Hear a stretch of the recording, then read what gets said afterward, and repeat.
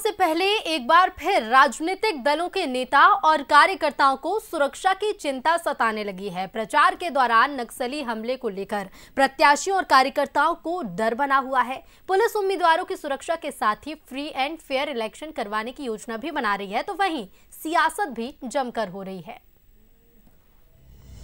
लोकसभा चुनाव जैसे जैसे नजदीक आ रहे हैं, बस्तर के नेता कार्यकर्ताओं की सुरक्षा को लेकर सवाल भी खड़े होने लगे हैं।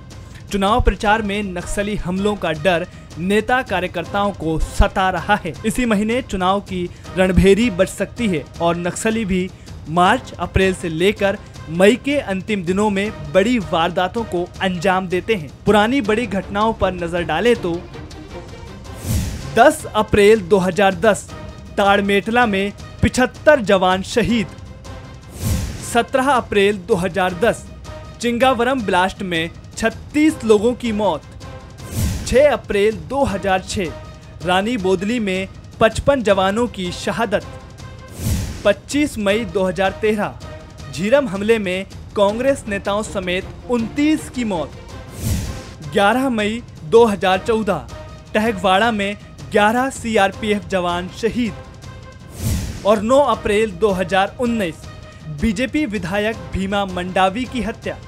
ये आंकड़े बताते हैं कि जब देश लोकतंत्र का पर्व मना रहा होता है, तब बस्तर में घात लगाए बैठे नक्सली अपने नापाक मंसूबों को अंजाम देने की फिराक में रहते हैं। हालांकि 23 के चुनाव में नक्सली कोई बड़ी वारदात को अंजाम नहीं दे पाए। सुरक्षा एजेंसियां इसी प्लानिंग पर 24 के चुनाव कराने की तैयारी में हैं। जितना भी जो चुनाव प्रचार के लिए जो राजनीतिक दल उनके आवक जावक होगा, उनके लिए रोड सिक्योरिटी ऑपरेशन से लेकर अन्य प्रकार का जो सिक्योरिटी जो डिप्लॉयमेंट है, उसमें भी स्थानीय पुलिस के साथ साथ अपना पास अभी स्पेशल फोर्सेस जैसा DRG, STF, Bastar fighter, cobra और उपलब्ध है। साथ साथ केंद्रीय अर्धसैनिक बल है, CRPF, BSF, ITBP, SSB, और चुनाव के दौरान भी बाहर से भी हमको बल आवंटन होगा। इन सब बल को लेकर अब आवश्यक सुरक्षा बंदोबस्त व्यवस्था की जा रही है। नक्सल मामलों के जानकार भी इसी पर अपनी राय दे रहे हैं, तो कांग्रेस राज्य और केंद्र की डबल इंजन सरकार को फेल बता रही है। छत्तीसगढ़ में राज्य सरकार आने के बाद नक्सलियों का तांडव बढ़ गया। नक्सली फिर से अंदरूनी क्षेत्रों से बाहर आ रहे हैं। कांग्रेस भारतीय जनता पार्टी के नेताओं पर अटैक कर रहे हैं। पहले कांग्रेस की जब राज्य सरकार थी तो कहते थे कि टारगेट किलिंग करके मरवाया जा रहा है। आज भारतीय जनता पार्टी की सरकार है, साय की सरकार है, फिर भी नक्सली टारगेट किलिंग कर रहे हैं क्या? यह मैं सवाल पूछना चाहता हूं।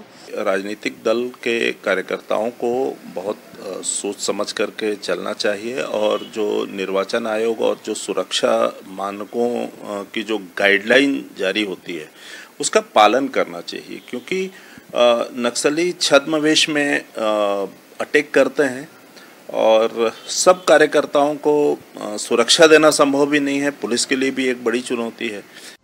सुरक्षा पर आरोप, दावे और सियासत भले ही हो, लेकिन चुनाव के दौरान खरोच किसी को भी आए तो तकलीफ हमारे लोकतंत्र को होती है। ऐसे में पुलिस के सामने नेताओं कार्यकर्ताओं को सुरक्षा देने के अलावा फ्री एंड फेयर इलेक्शन करवाने की भी चुनौती रहेगी। उम्मीद है कि 23 की तरह ही 24 में भी बुलेट पर बैलेट भारी पड़ेगा। रजत वाजपेयी, बंसल न्यूज, जगदलपुर।